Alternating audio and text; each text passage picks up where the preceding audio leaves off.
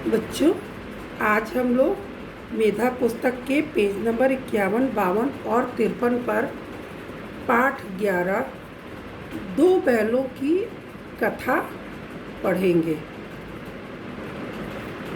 आइए हम लोग पढ़ें।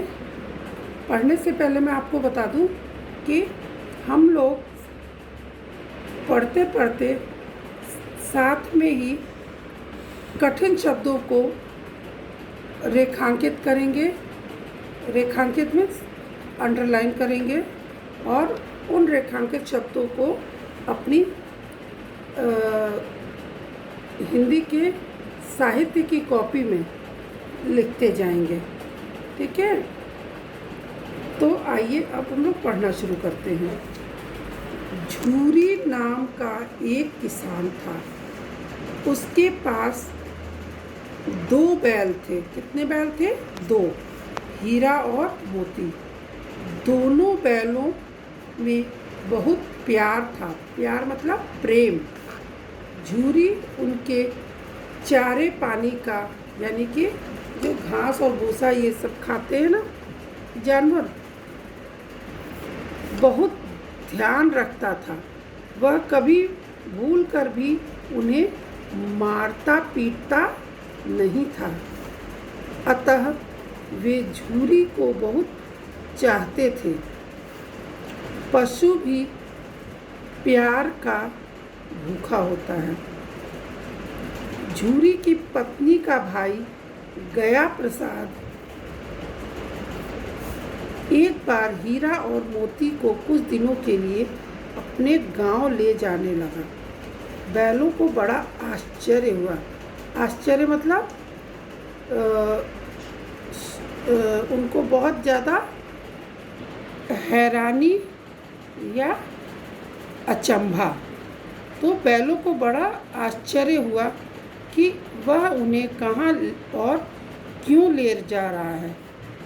रास्ते में उसने बैलों को बहुत पीटा और घर पहुंचकर उनके सामने रूखा सूखा भूसा डाल दिया, परंतु हीरा मोती ने उसे सूंघा तक नहीं।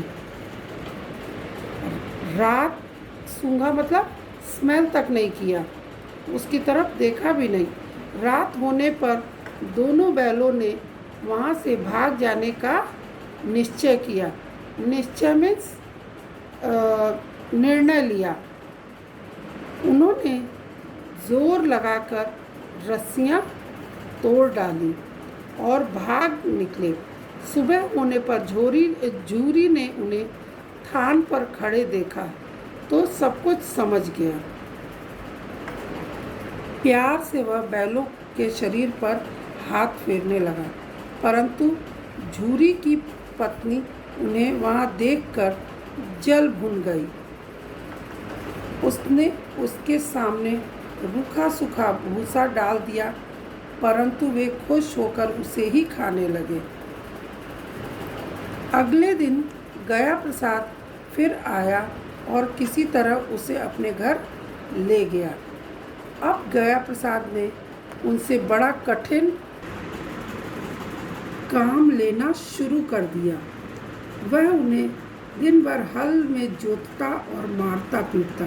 शाम को घर लाकर मोटे मोटे रस्सों से में बांधकर उन्हें रूखा सूखा भूसा देता।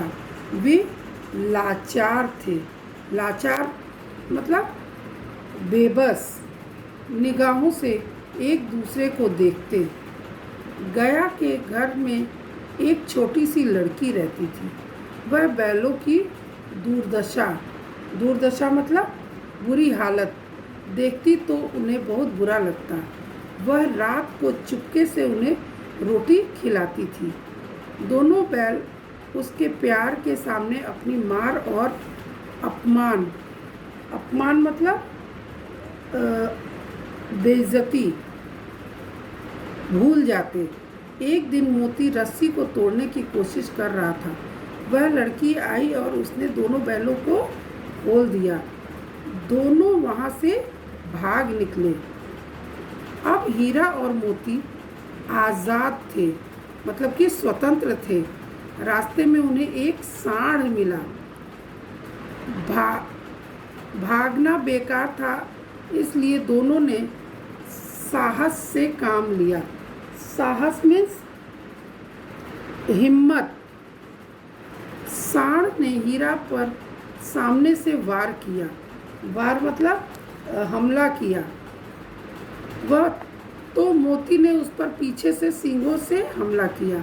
सांड घबरा गया, क्योंकि यहाँ पर तो दो थे। मिलकर काम करने में बल है। दोनों ने मिलकर सांड को भगा दिया। दोनों अब बहुत प्रसन्न थे। आगे बढ़ने पर उन्हें मटर का खेत दिखाई पड़ा। वे भूखे तो थे ही, मटर के खेत में घुस गए और लगे मटर खाने। अभी पेट भरा भी न था कि रखवालों ने उन्हें देख लिया और दोनों को पकड़कर कांजी हाउस में बंद करवा दिया। कांजी हाउस जहाँ पर जानवरों को रखते हैं। हीरा और मोती ने देखा कि कांजी हाउस में और भी कई जानवर थे। भैंस, घोड़े, घोड़ियाँ, बकरियाँ, गधे आदि। सब के सब कमज़ोर और दुबले पतले। वहाँ न चारे का प्रबंध था न पानी का। वे दोनों बहुत पछताए कि यहाँ कहाँ आ फंसे। रात होने पर मोती ने हीरा से कहा कि अगर दीवार तोड़ दी जाए तो यह जेल से बाहर निकला जा सकता है। इस जेल से बाहर निकला जा सकता है। उसने सींगों से दीवार गिराने का प्रयास किया। जल्दी ही थोड़ी सी दीवार गिर गई तो उसका उत्साह बढ़ा। उसने और ज़ोर ज़ोर से चोटें मारनी शुरू कर दी। दीवार में रास्ता बनते ही पहले घोड़ियाँ भागी, फिर भैंसें और बकरियाँ। मोती ने गधों को भी सींग मार मार कर भगा दिया।